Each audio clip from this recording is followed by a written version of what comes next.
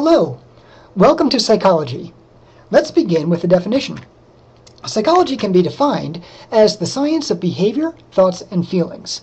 Now, right off the bat, we can see that the focus of behaviors, thoughts, and feelings is not just unique to psychologists. For example, philosophers, historians, writers of all kinds, it could be novelists, movie makers, poets, even comedians, are very interested in behaviors, thoughts, and feelings, as are psychologists. But the difference is twofold. First, typically historians and philosophers and the different writers and so forth would be interested only in human behavior, thoughts, and feelings, whereas psychologists are interested in the behaviors, thoughts, and feelings of really all animals, whether they are vertebrates or invertebrates. If they happen to be human, that's fine. We're interested in the behavior, thoughts, and feelings of all animals. And we do so with a scientific approach, unlike the philosophers and historians and writers and comedians and so forth. We approach this in an epistemological way, as scientists do. So there's a big word, epistemology. Many of us are new to that word, epistemology, so let's see if we can understand it. It's the nature of our knowledge. How is it that we know what we know about behaviors, thoughts, and feelings? Our particular epistemology in psychology is an epistemology that is in fact scientific. So here, it's helpful to take a look at a definition that comes to us from a very neutral third party, but also a third party that is very much familiar with science. This is the National Academy of Sciences. Let's read their definition of science. They define science as the use of evidence to construct testable explanations and predictions of natural phenomena, as well as the knowledge generated through this process. So the natural phenomena that we're going to be looking at, of course, will be behaviors, thoughts, and feelings, and we're going to be using evidence to construct testable, that is, falsifiable explanations and predictions of these natural phenomena.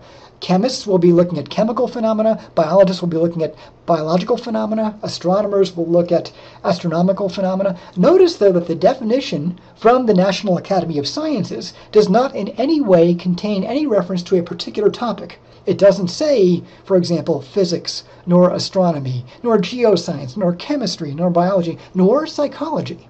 Instead, it refers to a way of thinking, the nature of our knowledge, the use of evidence to construct testable explanations and predictions of natural phenomena.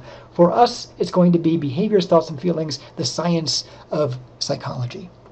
Okay, so we can then ask, what kinds of research questions and answers do we get? Just like any other science, we have answers that come to us about the phenomena that we're investigating using two primary mechanisms. One mechanism is observation. The other mechanism is experiment. Let's see if we can try to understand these a little bit more fully. We'll start with observation.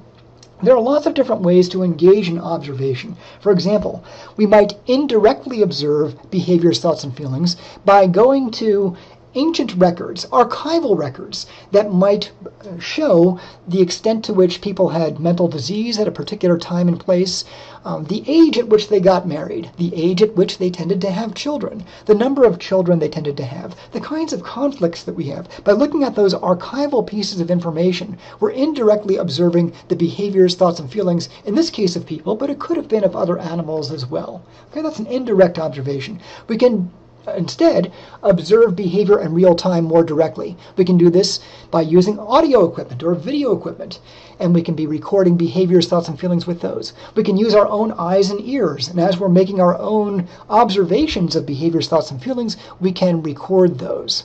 Okay? All the while, though, whenever we're engaged in observation, we are not directly manipulating the environment. By contrast, a hallmark of an experiment is that we have some kind of manipulation and also high levels of control.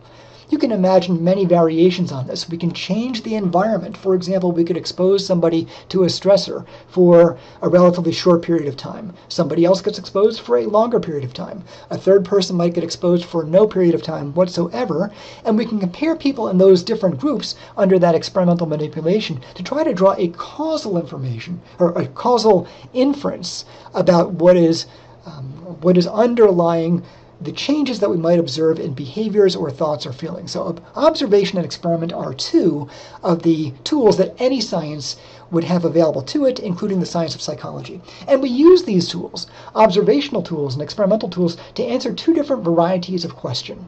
One type of question is a basic research question. A basic research question is designed to yield knowledge for knowledge's sake. And that's worth repeating. Basic research is about knowledge for knowledge's sake. So for example, we might want to understand, generally speaking, what causes aggression, what causes memory failures, what causes cognition to work, and how does cognition work? How is it that experts differ from novices? These are all very basic research questions. They're not attempting to, at any given moment, solve a real-world problem. By contrast, in applied research, the scientists are attempting to solve a real-world problem, maybe for humans, maybe for other kinds of organisms. It might be that they're trying to improve the cognition of a person or get them to respond faster or more precisely.